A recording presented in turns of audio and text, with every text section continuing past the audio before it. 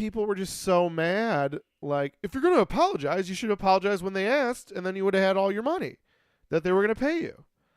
And all I thought when I was hearing those comments was like, people really don't fucking get it, do they? This is clearly something that Kevin Hart gets, and it explains why things are going so well for him, amongst other things. I mean, he's obviously talented and hardworking, but it's the idea of personal ethics, and he clearly has personal ethics. And what you don't realize is that if the Oscars says, apologize and we'll let you host, and then he goes on Twitter or on the Today Show or whatever fucking medium, it doesn't matter, and goes, I'm Kevin Hart and I'm sorry. And then the Oscars goes, okay, you can host now. Like, do you see what has just happened? Do you see what has just happened? The Oscars has said jump, and he has said how high. Or he has at least said, okay, I'll jump, at minimum. Now they have him. They have him, and everyone coming after him, you know, every other company he deals with, every other show, every other venue, every other company, whatever, has him. You know what I mean? Now he gets a deal. You know, I think he has a deal with Nike.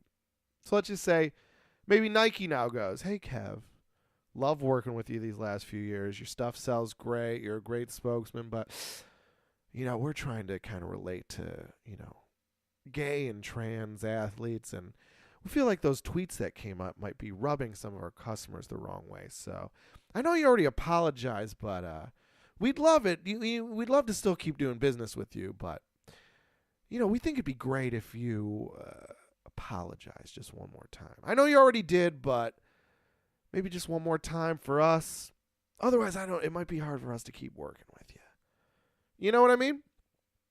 And it doesn't even have to be that thing. Then it can just be anything. They could just, you know, whatever company, whatever show, maybe, you know, he's going to go sell out, you know, 80 nights in a row at the fucking Eagles you know, football stadium or whatever goddamn amazing thing he's doing. And then, you know, whoever, you know, books, or saying books like it's a goddamn record store, like a place I play.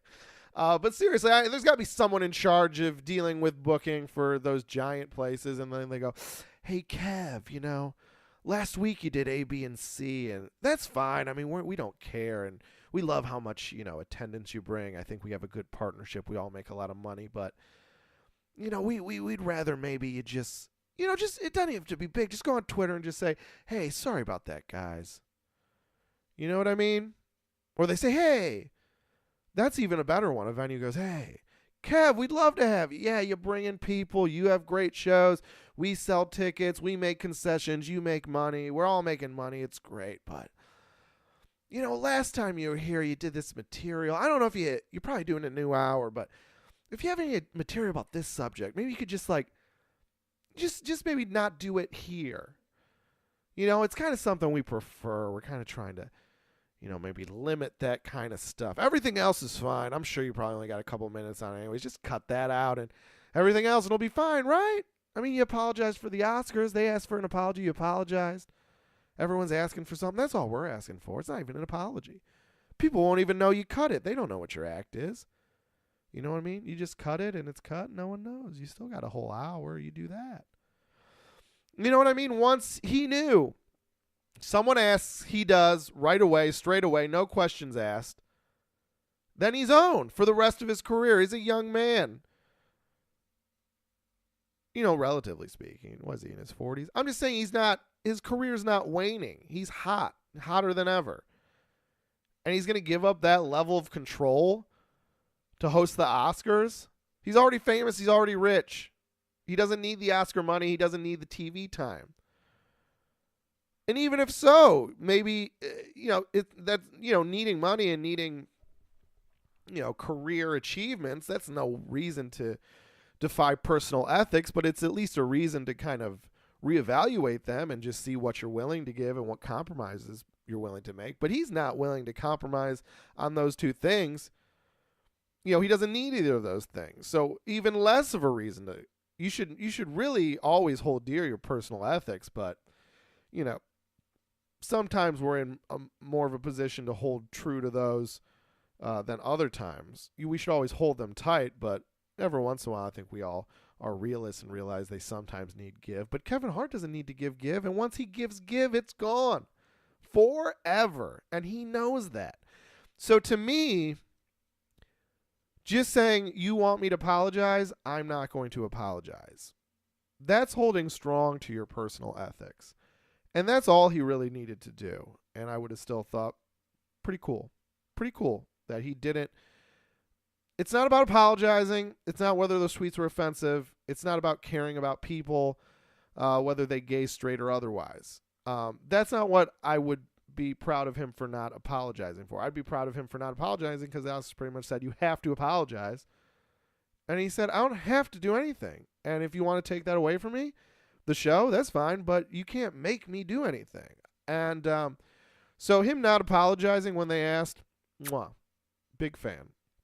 But what made me always just now, like, I mean, I always thought he was funny. I always thought he was whatever, you know. So I'm not saying like I went from hating him to adoring him, but something that now makes me just go like, this is a role model. This is a guy that not only comics, but young people should look up to.